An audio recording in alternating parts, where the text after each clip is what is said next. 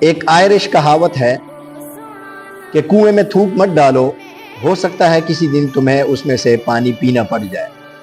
اسی قسم کا ایک محاورہ اردو میں بھی مشہور ہے کہ کسی کے راستے میں کانٹے مت بو، ہو سکتا ہے تمہیں کسی دن اسی راستے میں سے گزرنا پڑ جائے۔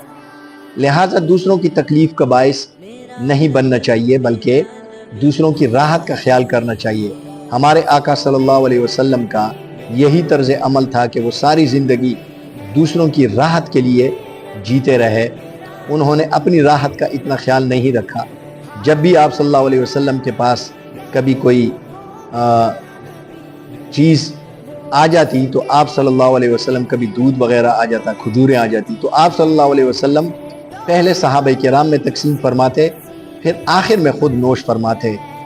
تو یہی طرز عمل اپنانا چاہیے۔